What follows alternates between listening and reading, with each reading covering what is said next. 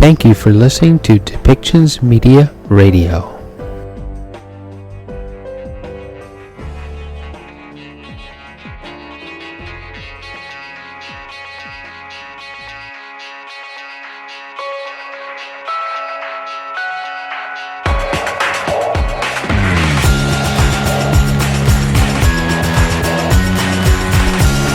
Welcome to Policy and Rights, the show about government policy and human rights.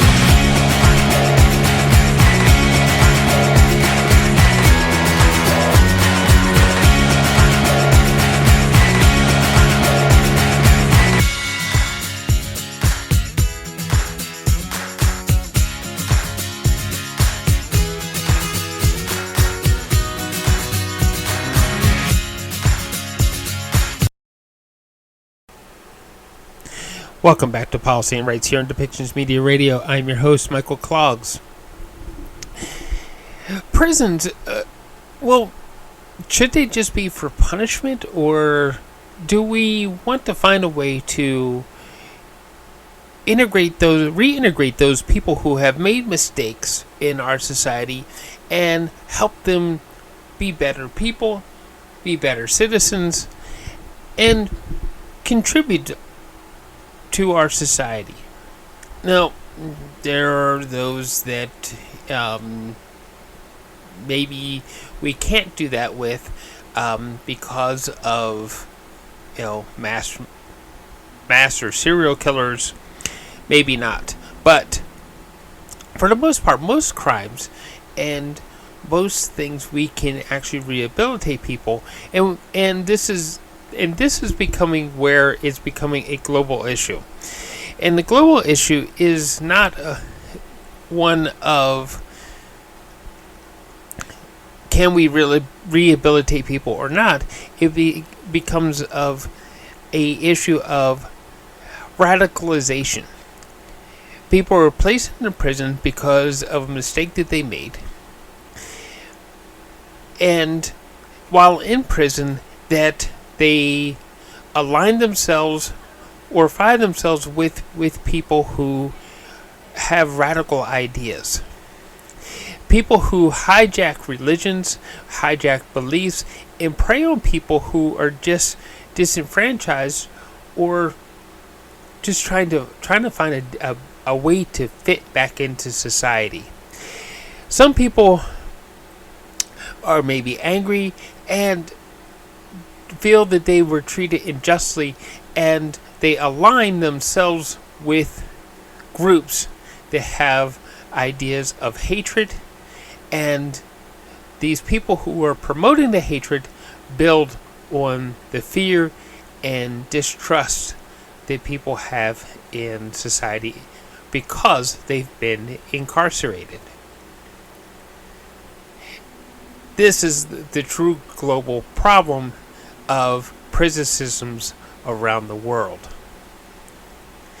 That the prison systems become breeding grounds for terrorist activity because of radical groups that are locked inside of the prisons. Well, the United Nations and what we have recorded from the United Nations, this is more centralized in Africa. The problem, it does exist in the United States and Canada when we consider white supremacist problems. The prison systems become breeding grounds for radicalized white supremacists who want to simply overthrow whatever our government looks like, because they think that this is their country and that everyone else should submit to what it is that they believe. Radicalization in prisons is becoming a global problem, and something that we all might want to look at how our prison systems are affecting our society in general. So why don't we listen to this is one hour of a much longer conversation that needs to happen on how do we take prison systems from being punishment to one of rehabilitation and limit the radical ideas that could spread among inmates. Community. Prevention is key, as the seeds of radicalization are often laid prior to incarceration. This means investing in early intervention strategies that identify individuals at risk of radicalization and offering them alternative paths. Education, vocational training, and targeted support can help steer vulnerable individuals away from extremist influences and towards positive engagement. By addressing the root causes of radicalization, we can effectively reduce the number of extremists who end up behind bars. For those who are already incarcerated, we must prioritize disengagement, rehabilitation, and social reintegration. With more than 11 million people estimated to be imprisoned globally, prisons can become incubators for terrorist recruitment and the radicalization of inmates, including those with no history of violent extremism. We need to equip prison systems with the tools and expertise to prevent them from turning into breeding grounds for further radicalization. As prisoners' feelings of despair, frustration, and anger can leave them vulnerable to extremist ideologies. And we need to ensure that violent extremism prisoners are treated humanely and afforded their full rights to start them along the path to rehabilitation and reintegration into society. We must also address the unique needs of women and children associated with terrorist groups. Women may have been coerced into joining these groups, while children may have been born or raised within a radicalized environment. And we have heard this morning, for those of you who have attended the morning session, from 2 victims coming from Al-Hol camp. Providing them with specialized support, including counseling, education, and healthcare services, is essential to prevent their radicalization and ensure a brighter future for them and their communities. Together with UNOCT and CTED, the UN Office on Drugs and Crime implemented a global initiative between 2018 and 2022 to promote effective, humane, and sustainable approaches to the management of violent extremisms in prisons, guided by the Nelson Mandela Rules on the treatment of prisoners, of which UNODC is the proud custodian. In Kazakhstan, we trained over 4,000 prison officers on prison safety and security and developed a classification framework to separate prisoners with varying security, supervisory, and treatment requirements based on their risk of radicalization. We also conducted individualized risk assessment of over 600 prisoners in 8 prisons, including one for women offenders, to tailor rehabilitation responses appropriately. In Tunisia, we established the first ever Center for Research on Violent Extremism and Rehabilitation in the country to develop evidence-based rehabilitation and reintegration policies. We also trained more than 200 prison officers to improve their knowledge on the management of violent extremist prisoners while taking into account age and gender considerations. In Uganda, to reduce prison overcrowding, we launched a decongestion project to support 750 prisoners with legal aid and address the backlog of cases of prisoners awaiting trial. We also trained over 2,000 new recruits on preventing and countering violent extremism in prison settings, and trained a further 95 staff on the application of prisoner classification tools, which were piloted in 6 prisons across the country. Risk assessments and classification tools are crucial to assist prison staff in recognizing whether a prisoner is being or has become radicalized. So the work that UNODC is doing makes a real impact and creates the possibility to detect and prevent radicalization to violence at an early stage. Meanwhile, the role of civil society has proven valuable in compensating for the gaps created by the limited financial and human resources available in prison settings.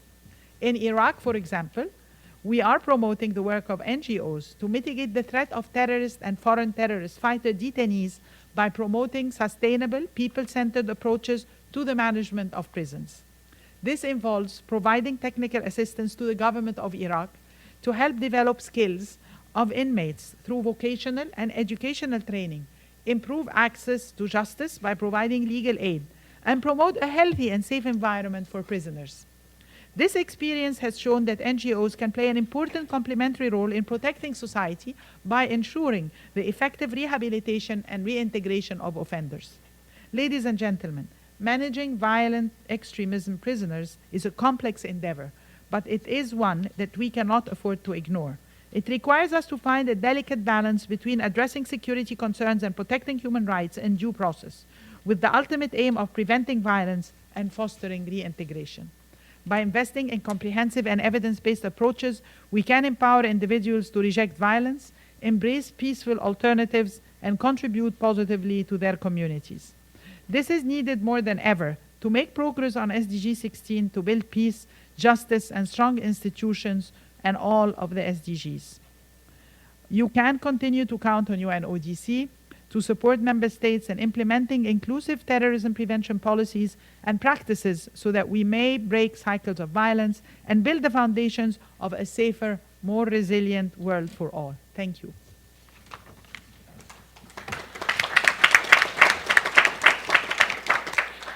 Thank you very much, Executive Director Ms. Wali. You already entered into the core issues of this side event, highlighting many important topics, and frankly speaking, it's impressive what you, as usual, UNODC do in this field. Without any other waiting for, I will give the floor to Ambassador Päivi Kairamo, my friend, Council of Europe Chair of the Committee on Counterterrorism and Ambassador for Counterterrorism Cooperation in the Ministry of Foreign Affairs of Finland. Päivi, you have the floor. Thank you very much, Carlo. Executive Director Vali, Executive Director Kerman, Ambassador Kupica, colleagues, dear participants, good afternoon.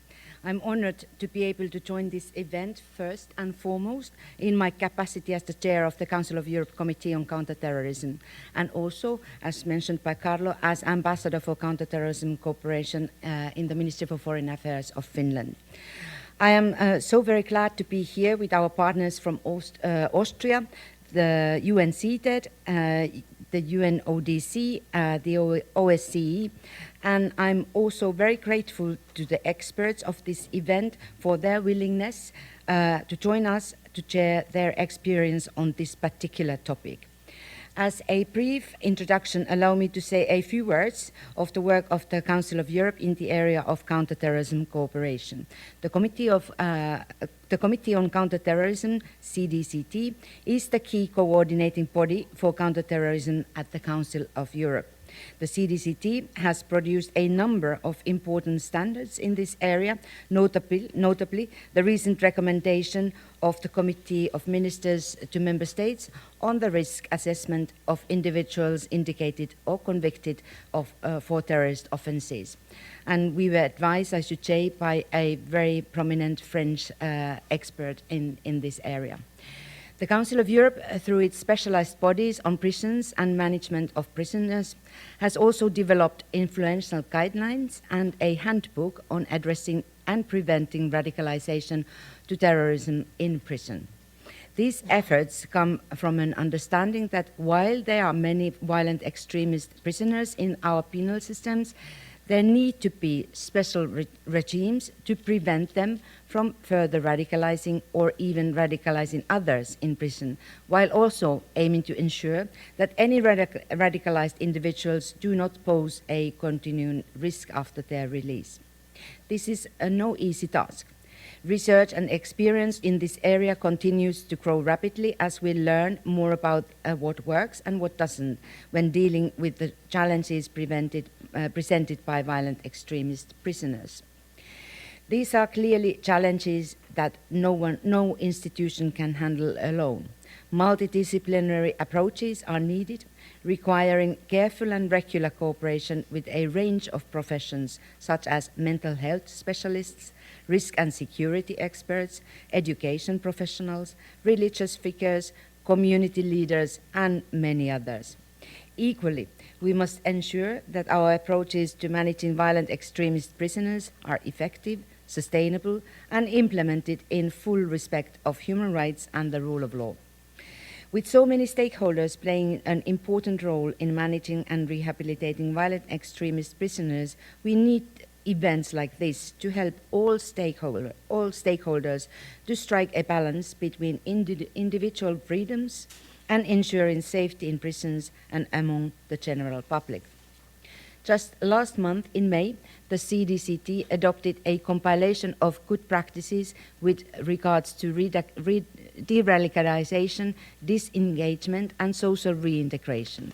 This resource provides an accessible and valuable snapshot of the main trends and actions several European states have taken to design and implement programs and activities for violent extremists and terrorists.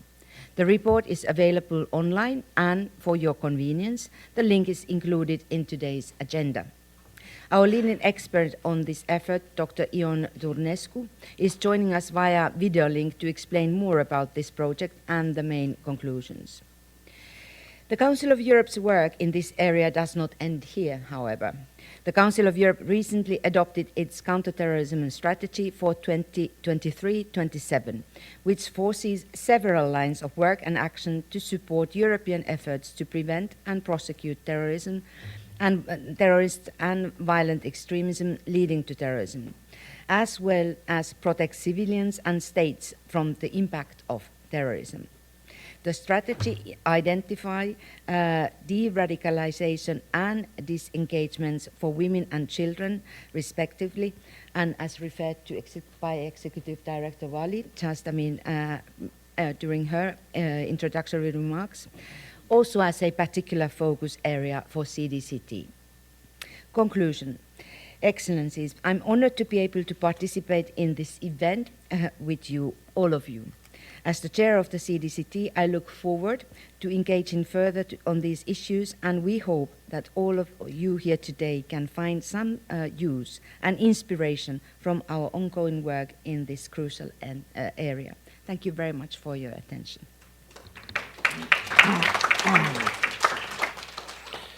Thank you very much, Ambassador Kairamo, dear Päivi, for mentioning, by the way, some recent work carried out by the Council of Europe in this area, but we will listen more by our expert later. So without any further hesitation, I will give the floor to Ambassador Elena Kupčina, Coordinator to address international threats at the Organization for Security and Cooperation in Europe. Please, Ms. Thank you so much. Excellencies, distinguished colleagues, dear friends. First of all, allow me to thank the Council of Europe, UNCTAD, Austria, Finland, and UNODC for joining forces on the important topic of managing violent extremist prisoners. With all these partners, the Organization for Security and Cooperation in Europe has long-standing relationships, and this side event is a clear evidence of this. Challenges with terrorist offenders concern societies when responding to all forms of violent extremism and terrorism. For the OSCE area, the situation concerning so-called foreign terrorist fighters and their families still detained in the former conflict zone remains a particular concern. As of today, approximately 10,000 male ISIS detainees and more than 56,000 women and associated children are being held in camps in northeast Syria. While the terrorist insurgency in the immediate region may be currently contained, the fate of these individuals and the associated humanitarian and security crisis threatens an eventual resurgence. The population of Al-Hol and Al-Roj, the two largest camps, consist of 60% children, mostly under the age of 12. While the FTF issue is mainly be regarded as a security concern, this age composition points to an ongoing human rights crisis affecting the most vulnerable. Security considerations by source countries need to include those risks associated with a decision not to repatriate. This can imply losing track of individuals that leave the camps, allowing further radicalization and hardening of terrorist networks, risking remote incitement or recruitment from the camps, feeding into the terrorist narrative that those held are victims, or letting FTF crimes go unpunished. Against this backdrop, 2 weeks ago, the Transnational Stress Department Action Against Terrorism Unit of our organization recently joined forces with the International Center for the Study of Radicalisation at King's College, London, and the Middle East Institute in organizing a policy discussion titled Resolving the Detainee Dilemma at the OSCE in Vienna, covering the above-mentioned questions as well as challenges related to the prosecution, detention, rehabilitation, and reintegration of former foreign terrorist fighters and their family members. Among others, experts from UNODC, CITAD, and Finland joined these discussions, building on earlier FTF-related efforts, such as 2020 regional conference co-organized by OSCE, UNOCT, and Switzerland, follow-up discussions with experts from Central Asia and Southeastern Europe, or the OSCE ODIHR guidelines for addressing FTF challenges in a human rights framework, as well as on related detention monitoring. The outcomes from this recent exchange with experts across the OSCE area will feed into next steps planned in assisting our membership and partners for cooperation, not only participating states whom we call like this in the OSCE, but also partners for cooperation in the Mediterranean area. Jointly with the International Institute of Justice and the Rule of Law in Malta, we are planning a regional event in Central Asia focusing on violent extremist offenders in prisons. Moreover, we are developing a project for the entire OSCE area, including modules on assessing risks from a security and a rehabilitation angle, training on specific prosecution challenges, and efforts in rehabilitation and reintegration within and outside of prison. In developing and implementing this assistance, we will be relying also on the extensive work done by the OSCE field operations, for example, in Albania or Tajikistan, on improving prison conditions in general, and on addressing terrorist offenders behind bars. The OSCE Office of Democratic Institutions and Human Rights, above-mentioned guidebook, and training for independent detention monitors piloted last year in Kyrgyzstan will also be among the existing resources utilized. Sharing this strong mandate on the FTF topic across our organizations, we will continue to address these challenges in a coordinated and cooperative manner, thereby making best use of limited resources and exploring synergies whenever possible, of course. Updates to the OSCE's Memorandum of Understanding and joint action plans with various UN partners, as well as our ongoing cooperation with the Council of Europe on counterterrorism matters, set the stage for such continued partnerships. Let me conclude by thanking the Council of Europe, UNCTAD, Austria, Finland, and our partners across the Danube, UNODC, once again for this joint side event on such an important topic. My team at the OSCE will be reaching out to all partners in the development and implementation of the aforementioned project proposal to make best use of the expertise on the topic developed already at the UN, the Council of Europe, and among national agencies and civil society organizations. Thank you very much for your attention.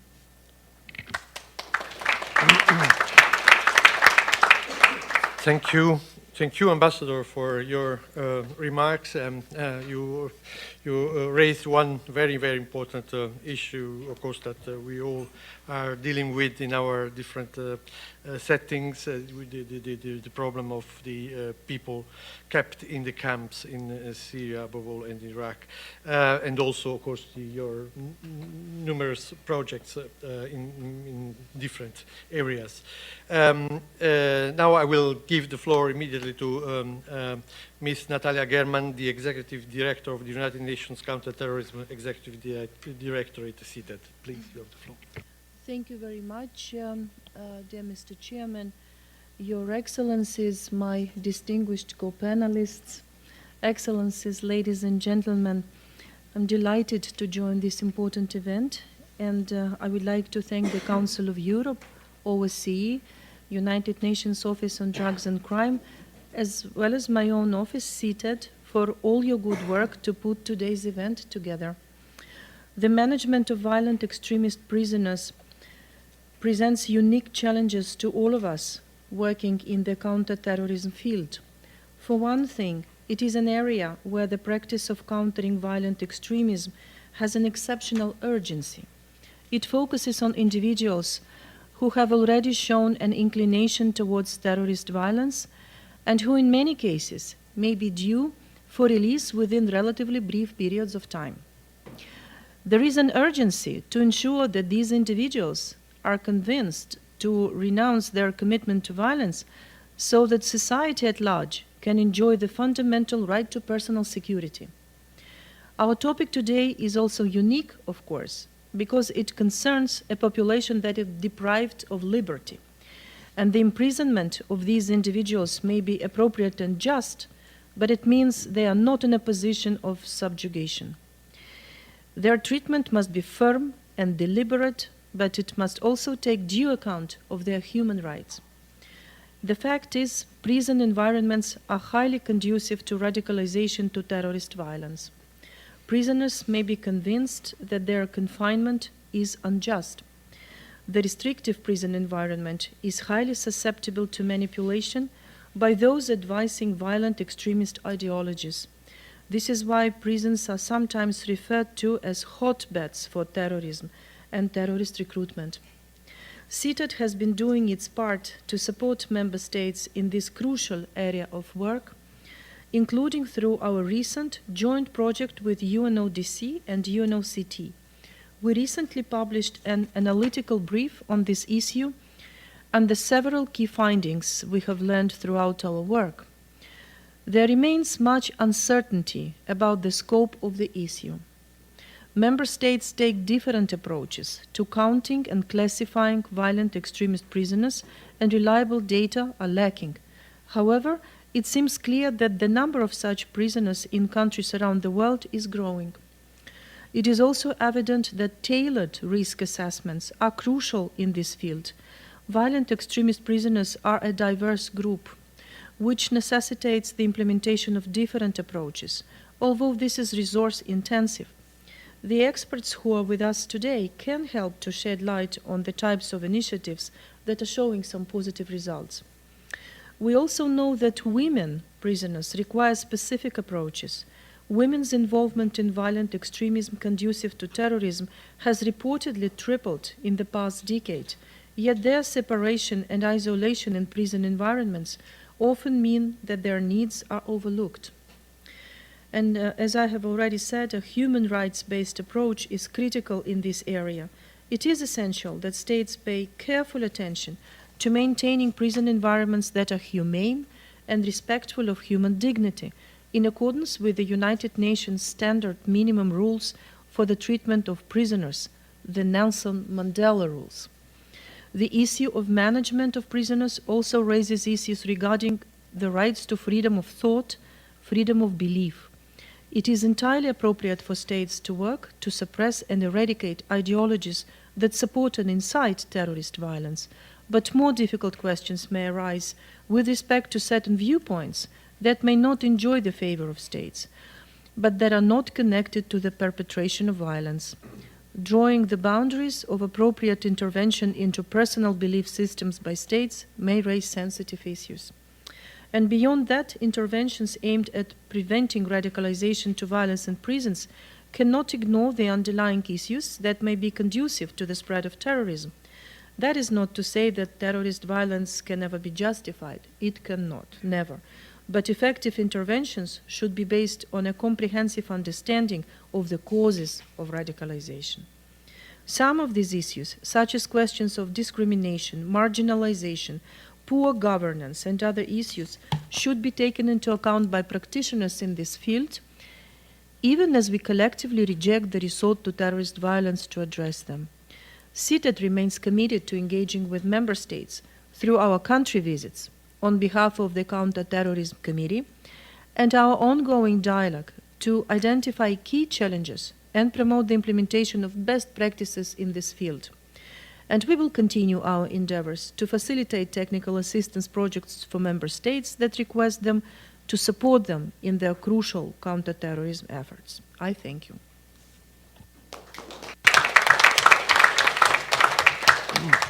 And I thank you, Ms. German, also for your very valuable opening remarks. I think that our four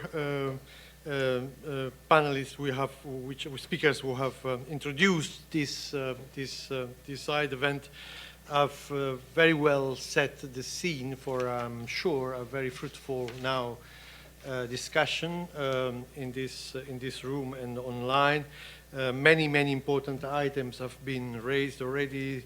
The prevention of course, of radicalization in prisons, the protection of human rights,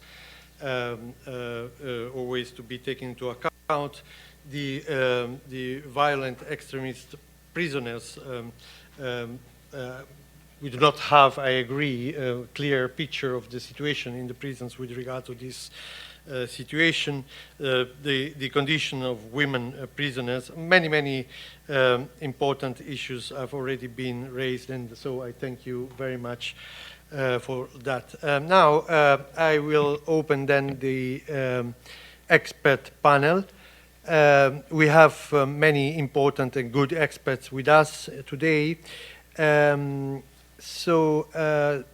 I would kindly ask you all to be respectful of the time limits, please, because we would like, of course, to have some time at the end for questions. Keep also those speakers also for the final questions at the end. In principle, each panelist has maximum of 6 minutes, and I have a powerful tool here. No. No, I'm quite flexible, I must say. Well, without, of course, wasting any additional time, I will immediately give the floor to our first speaker, who is Ambassador Hakan Rahmetulin, a permanent representative for Republic of Kazakhstan to the United Nations. Ambassador, you have the floor. Thank you, Mr. Chair, and it's quite a challenge to speak after such a nice group of distinguished and absolutely astonishing leaders, but I will try my best. And dear colleagues, dear friends, today I wanted to share with you experience of Kazakhstan on returning and rehabilitating the families, citizens of Kazakhstan back home from the zones of conflict in Syria and Iraq. And actually, there is no exact number of Kazakhstan citizens who moved to Syria and Iraq and joined jihadists. The number varies from 800 to 1,000, and they joined the Islamic State. Most of them went there in 2013, 2015. There were many reasons for why people started moving there and joining the ISIS. It's low religious literacy, the influence of terrorist organizations, their propaganda, the availability and light accessibility of the different sources in social media, the unfavorable socio-economic conditions, particularly in rural areas, and psychological factors, and many others, including, for example, unemployment. And every recruitment history is different. Each case is a combination of several reasons and factors. Not only men left, but they were also accompanied by women and children. Many of them got married there, while, even girls, the women were living separately without men accompanying them, but they met there and created family and even giving birth to their children. And many of those who went to Syria and Iraq did not speak Arabic, had no cultural, historical ties with the Middle East, and had a poor understanding of the context of conflict in the region. How the return operation evolved.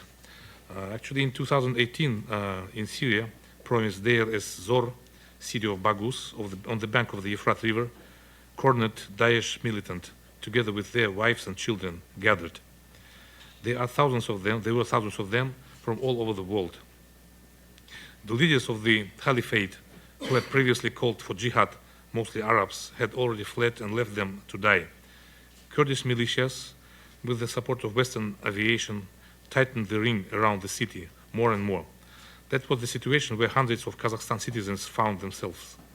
Those who just few years left for Syria, befuddled by the ideas of building a world Islamic caliphate, were among them. Even then, many of them, faced with reality, realized that they had been deceived and trapped. There was no Sharia here, and there never was. So they never being attracted by the ideas to follow the Sharia law. They never saw the Sharia law in practice. Their amirs, in the converted commas, fought for profit, not for ideology. And yesterday's, again, brothers-in-law, or brothers in faith, easily betrayed. There was only one left way to survive, to give up, or to die. And they went along humanitarian corridors, surrendered to the Kurds militias, their women and children. And all of them were placed in hastily built prisons and refugees camps. The conditions in camps were absolutely unbearable: hunger, unsanitary diseases, extremely high mortality, especially among young children. In the spring 2018, the first signals came from women, captive women. They managed to contact their relatives in Kazakhstan, and then they tried to organize the communication with the representatives of the National Service Forces. And all of them implored to be taken back to their homeland, repentant and ready to be punished.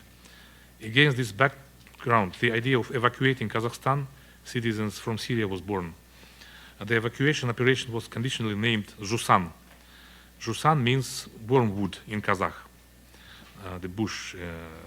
In Kazakh culture, steppe wormwood is a symbol of the motherland. Therefore, the operation to repatriate Kazakh citizens was called this name, symbolic name. I have to say that the development of the operation was not easy. There was no doubt about the militants. They should be brought to Kazakhstan and face the deterrent punishment. But but women and children, in particular teenagers, are the terrorists or who need harsh punishment, or victims who need rehabilitation and return to society and reintegration. There were many skepticism, and opponents of evacuating them argued that women and children should be left abroad. They would never be radicalized, and therefore repatriation will lead to the transfer of extremist poisonous ideology to Kazakhstan. And the final decision was taken by that time President Nazarbayev, who underscored the humanitarian character of this operation. The bulk of the repatriates were children and women who were forced to leave for Syria after their husbands. And their return to Kazakhstan will eliminate the risk of their repeated participation in terrorist activities in the future. And a powerful base would be created for countering propaganda of radical ideas among believers. It was necessary to keep balanced and differentiated approach. Whoever had committed a crime, even it was a woman, would take responsibility according to the law. All repatriates would undergo rehabilitation and resocialization programs. Based on such criteria, in the middle of 2018, massive preparatory work, organizational operational work started. We worked with our partners from the United States, from Turkey, and through operational channels it was possible to reach the Kurdish militia in Syria. The special operative team was cooperating with local command in locating and identifying citizens of Kazakhstan and compiling lists of returnees. This was a joint action of the Ministry of Foreign Affairs, Defense, Internal Affairs, Ministry of Education and Science, the Prosecutor General's Office, and regional authorities, and a number of other government agencies. And the first repatriating flight returned to Kazakhstan in January 2019. In general, there were 5 flights operated through from 19 to 21, and we repatriated 607 citizens, among them 37 men, 157 women, 413 children, including 14 orphans. Besides, in November 2019, 14 more Kazakh children were evacuated from Iraq. The underage children were held in Iraq prisons together with their mothers who had been accused of involvement in terrorist activities. The children are aged from 1 to 13 and had witnessed the horrors of war and conflict after spending almost 2 years in the Rusafa prison in Baghdad. 45 people of them, of returnees, particularly 33 men and 12 women, were sentenced for their involvement in terrorism. Shortly about their rehabilitation back in Kazakhstan. In the western part of Kazakhstan, in Aktau city, on the shore of the Caspian Sea, the Rehabilitation Center for Women and Children was created. And during the first 30 days after returning to Kazakhstan, they began their journey to a peaceful life. They were examined and treated by doctors, psychologists, theologians, and religious scholars worked with them. And temporary schools and kindergartens with teachers and tutors functioned for their children. Their national identification documents were restored and reissued. The genomic test was organized for those who were born there, who were not born in Kazakhstan, were brought there. At the end of the 30 days quarantine, all women and children were escorted to the place where they lived before leaving for Syria. None of them subsequently returned for terrorist activity. None of them ever committed any terrorist attack. Of course, they are under the strong scrutiny of the special agencies, of law enforcement, of the local authorities, including with the communities and neighborhoods. And special attention is paid to the prompt monitoring verification of repatriates, and both in the rehabilitation center in the post-quarantine period. Their surveys and questionnaires were conducted. And based on this survey, they were given special conclusion and decision taken about whether they are still representing danger for society or not. And later, based on this experience and available operational materials, among those who were first left there, 18 women were brought to criminal responsibility and isolated. The comprehensive program for the adaptation, rehabilitation of repatriated women and children was developed. The program implementation resulted in the vast majority of women and children who have already converted to traditional Islam, and some of them even have chosen the secular lifestyle. Those who have abandoned radical ideology themselves actively participate in the counter-propaganda actions in regional Republican mass media. As for the Kazakh militants taken out of Syria, all 37 men, as I mentioned, were detained and convicted, and the detention sentence length from 8 years, I think, till 15 years. We actually don't know what would happen after this time is over, whether they will be de-radicalized or not. And this is why for us it's also quite a challenge to decide where do they have to be kept, in these separate jails, or detention facilities, or in general facilities. So we still work on that. So it was, as I said, it was a challenge to ensure balance between rehabilitation and punishment. And with regard to the people sentenced for terrorism and extremism related offenses, a set of individually tailored rehabilitation and de-radicalization activities have been implemented and initiated, with particular focus on theological, psychological, ideological, and family support. And as I said, all these prisoners never committed any kind of crime.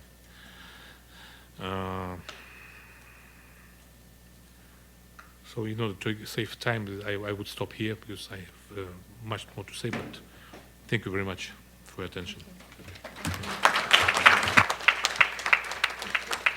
Thank you very much, Ambassador, to share with us the experience of Kazakhstan on these programs of rehabilitation, reintegration of these people. Now, the second speaker is Dr. Ioan Durnescu from the University of Bucharest. He's also Vice Chair of the RUN Rehabilitation Working Group and lead author of our, Council of Europe recent compilation of good practices with regards to de-radicalization, disengagement, and social reintegration. Ioan, I hope I can give you, I certainly can give you the floor. Yeah. Yeah, thank you, Chairman. Thank you, Chairman. Excellencies, ladies and gentlemen, it's a great pleasure for me to be here and present in front of such a distinguished audience. Can you all hear me? Is all good? Yeah. Is it working? Yes, yes. Oh, excellent. Like any academic, I'm in love with my slides, so I have my slides with me today, so I would like to share them with you if it's okay. Okay, so this is it. Of course, it's okay. Excellent. So my presentation will be very brief. I will try to stay within 6 minutes. I will try to share with you the main the highlights of the mini study that we performed within the Council of Europe on the good practices. The presentation will have 3 parts: the brief history of the project, the methodology, and the conclusions. Of course, the conclusions will be a little bit more elaborated because we really think that they are relevant for Council of Europe member states, but also for other jurisdictions as well. A brief history. In 2018, the Committee of the Ministers of the Council of Europe instructed the Committee on Counterterrorism to draw a counterterrorism strategy, 2018 and 2022. Afterwards, in May 2021, the Committee on Counterterrorism decided to initiate this, to set up this working group to collect information about de-radicalization, disengagement programs. So this is where the work started in May 2021. The methodology, briefly speaking, of this mini study aimed at providing a snapshot of the current programs aimed at de-radicalization, disengagement, and social reintegration for individuals convicted for terrorist-related offenses or at risk of becoming involved in this phenomenon. So the focus of this mini study was actually tertiary prevention programs and interventions, not primary and secondary prevention. The subsidiary aim of the report was assisting member states to learn from each other and supporting the subsequent follow-up activities envisaged by the Council of Europe counterterrorist strategy for 2023-2027. So we hope that we will build on this report in the following activities. The mini study was based on 4 primary sources. We had a questionnaire that we sent across the member states.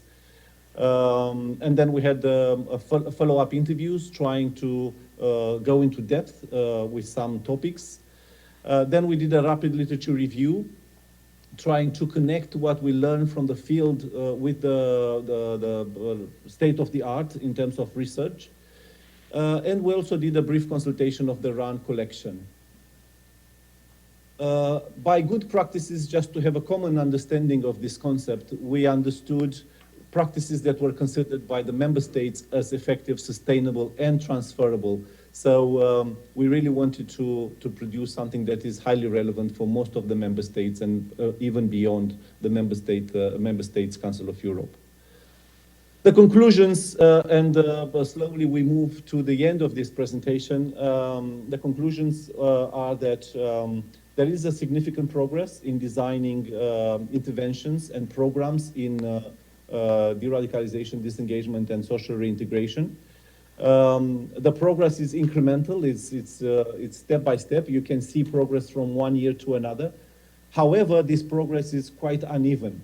You see quite a lot of progress in some countries, especially countries that where the phenomenon, the terrorist phenomenon is quite prevalent. But on the other hand, you don't really see a lot of progress in countries where this phenomenon does not exist. So unfortunately, we do not see a lot of preparation from the states, especially where the phenomenon is not really present yet. Probably, hopefully, it will never happen, but one never know. We have quite a wide variety of programs and initiatives. We managed to build up a sort of typology of the programs. We have programs focused on single issue or single intervention, like DRAD in Austria, that is focusing on ideology, only on de-radicalization. And then we have comprehensive programs like PAIRS or Entré in Sweden that cover quite a lot of activities and interventions from cognitive behavioral interventions, mentoring, vocational training, creative arts, and so on. And then in countries like Belgium, we have individual trajectories where all these activities are actually tailor-made to each case in particular. What we noticed when looking at these programs and interventions, we saw that they are deeply cultural and context dependent. So when we design this kind of interventions, we really need to pay attention to the tradition, to the culture, even to the institutional architecture of the country. So copy-paste does not work, maybe emulation or other strategies for penal policy transfer. Also very important to, it's very important for these interventions and programs to have a solid and explicit legal context, especially when it comes to the principle of multi-agency interventions, because only with a very solid legal context, this multi-agency, interdisciplinary, multi-professional interventions can really take place in a kind of transparent, well-set environment. Like a new trend, let's say, we see more and more actors involved in this field. We see quite a lot of interventions using formers. We see quite a lot of local municipalities involved in these interventions in countries like the Netherlands, Belgium, and so on. So I think there are more and more actors involved in the field beyond the more traditional, let's say, actors. Very important, the principle of tailor-made or individualization, especially when it comes to the personal trajectories. Very important also the principle of voluntary participation. Also when the participation is prescribed by the judicial sentence or something like that, even in that situation, it's very important to work on the motivation of individuals to take part in the activities. We were able to identify some very interesting and very powerful experiences, especially when it comes to involving the victims and involving the communities. And I would like to share with you two good examples like that. For instance, we have a book written after the Bataclan attacks. We still have words written by the parents of two people involved, let's say, in this tragic event.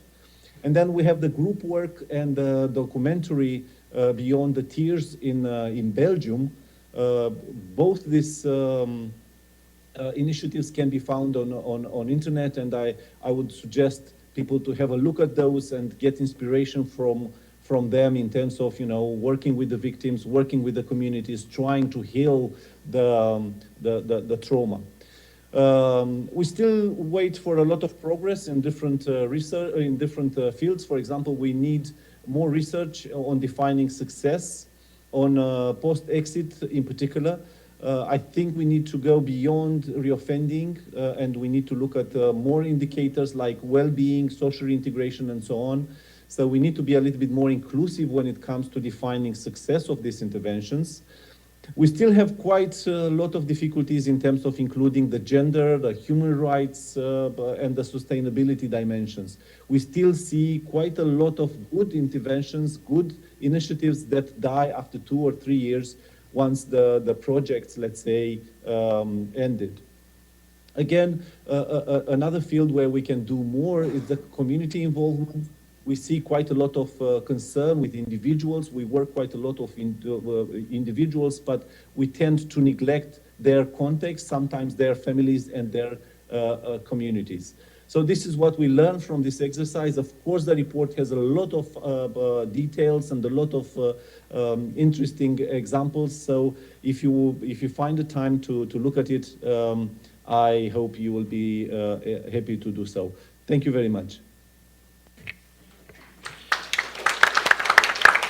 Thank you very much, Dr.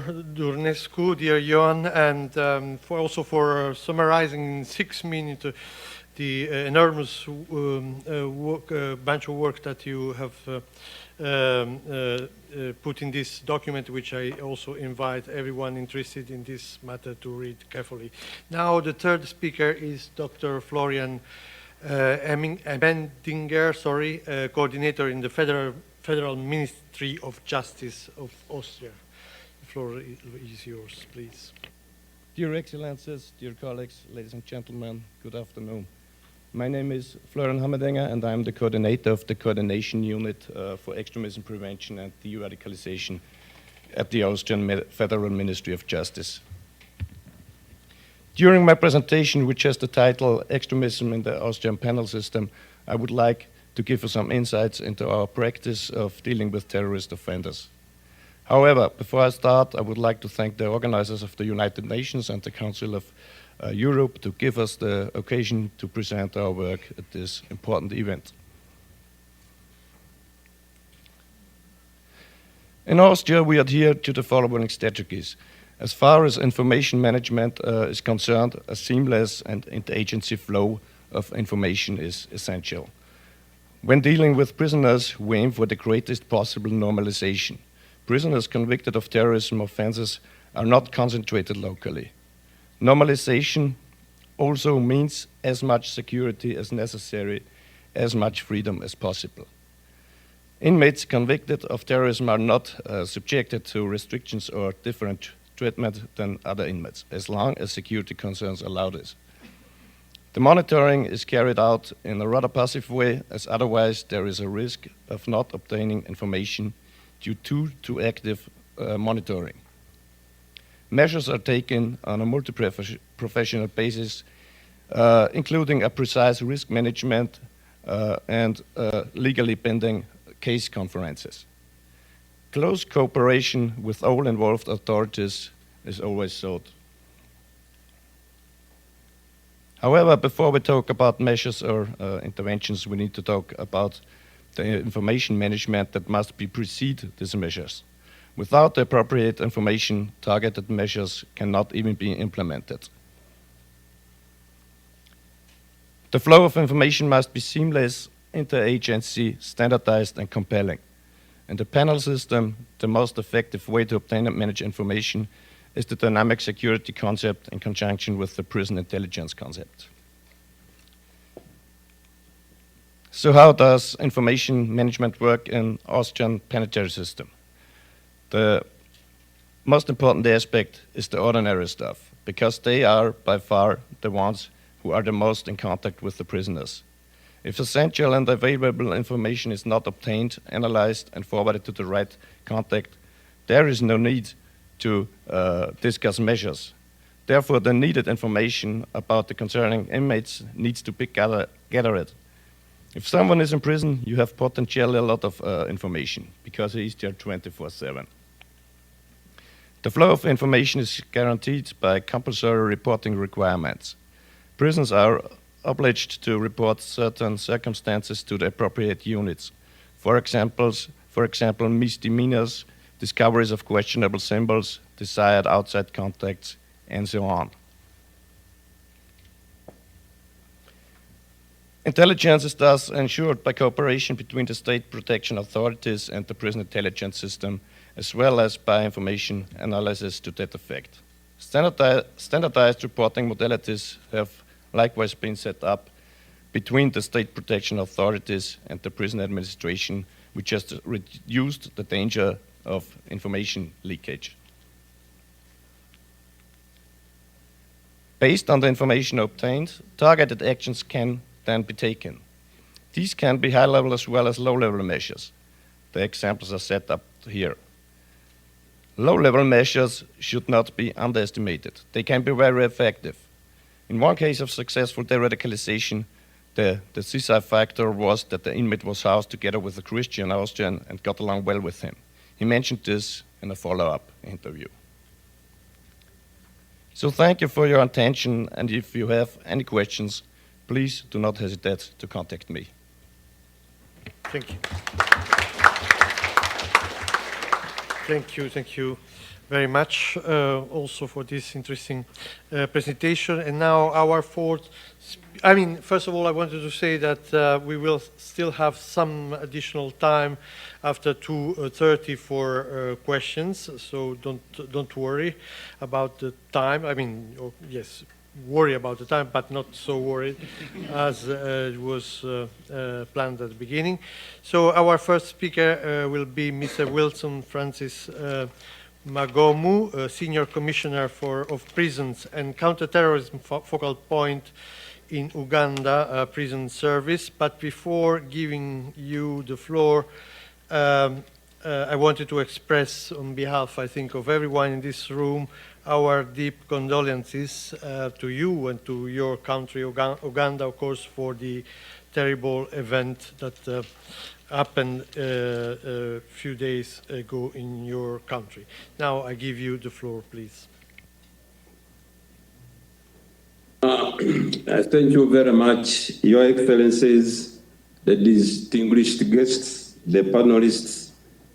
I will start by thanking the organizers for giving me the opportunity to share with you the experience that Uganda Prison Service has gone through in the management of violent extremist prisoners. We appreciate your condolence message, sympathizing with Uganda.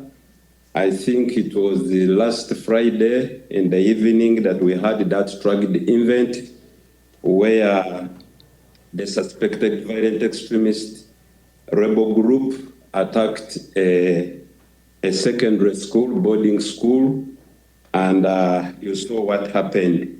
It was really a very big tragedy. I want also to bring to your attention that Uganda was among the 3 beneficiary countries that benefited from the global initiative of supporting the management violent prisoners and stopping radicalization within the prisons. So on that note, I want to acknowledge and thank the following: the European Union that gave part of the funding, the Ministry of Foreign Affairs of the Netherlands, the UN Counterterrorism Center, and the UN Security Council Counterterrorism Committee Directorate, and the UN ODC. So that really helped us really to get into how to manage the violent extreme prisoners. Uganda prisons, the population of prisoners is, as of this morning, we have a population of 76,095 prisoners. And these are spread, are being held in over 253 prison units. The annual prisoners' gross population is 8.3.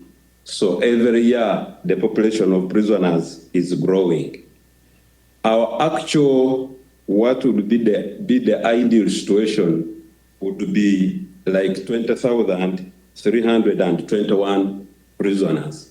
But as I've told you, as of this morning, we have a population of 76,095 prisoners. So this means that we are holding in excess of 56,000 prisoners. When you look at the staff ratio to the prisoners, we are at 1:7. So the staff are constrained. So what did we benefit from the global, the support from the global initiative? One was that we are able to integrate the PCVE modules into our training curriculum. We thought that this would form the basis and act as a sustainable way of trying to roll out the curriculum and training of the staff. We also developed a prison policy on intelligence. We now have a prison intelligence in place, which is well structured, and what is remaining is now rolling out and implementing it into other units. We also developed a prisoners classification framework, which is based on the risk and needs assessment of all persons that come into prison. In the past, we have been really gambling, and we didn't know how to go about that. So now this is in place. Currently, we are developing an integrated rehabilitation and reintegration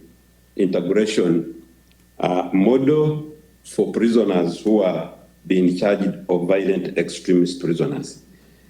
We have a total of 171 prisoners who have been charged with the terrorism-related cases, and out of this, 168 are still awaiting pre-trial. They are still on remand.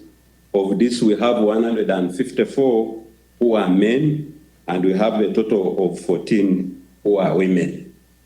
Challenges. When you follow my presentation, you'll find that we have a problem of overcrowding. So most of the prisons are overcrowded, and this makes it very hard really to engage and manage these violent extremist prisoners. So it's a very big challenge that we have. Secondly, we have also a problem of delayed trials. Most of these terrorism-related cases tend to take a long time to be tried, and also the investigations are still ongoing. Thirdly, like you have said, terrorism in our country is active, as you have noticed. Not long ago, like 2 years ago, we had 1 year and a half, we had Kampala bombings where a number of people were killed. Now this has been followed by what happened on last Friday. So the terrorism threat is very active. And because of that, maybe it is based on our involvement in the fight against terrorism in Somalia and also in the DRC. So we have also the challenges of now training the staff so that really they can live to the task, because the problem is ongoing, and it is quite huge. So those are the few experiences that I wanted to share with you. I want to thank you very much for listening and for inviting us to participate in this forum. I thank you very much.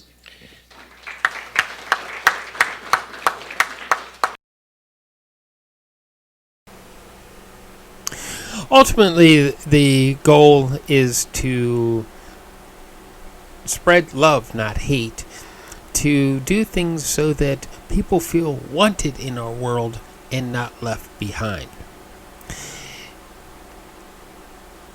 That could be the ultimate key to ending radical ideas and isolating those people who have these radical ideas as opposed to the mainstream people. Most mainstream people don't have these radical ideas, and most mainstream people, it doesn't matter the religion or the creed, that they just want to live in peace, that they don't want war or hatred in their lives. So let's focus on ways to make the peace, the love happen in our worlds. And we want to thank you for listening to Policy and Rights today, and listening to what is actually happening with radical ideas in prisons, so that somehow we can find a way to limit them. Please find that subscribe button wherever it may be, whether you're listening to Spotify, Apple Podcasts, Google Play, or maybe you caught some of this on our Rumble page, whatever it may be, so that we can limit the hatred and spread the love. Thank you for listening, everyone.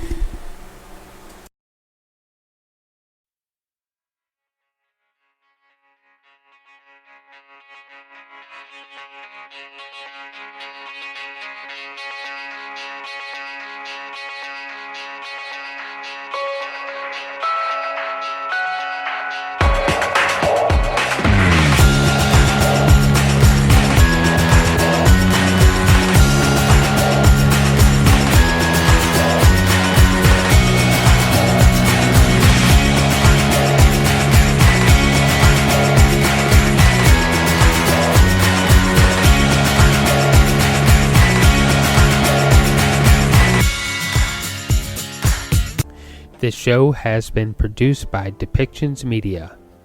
Please contact us at depictions.media for more information.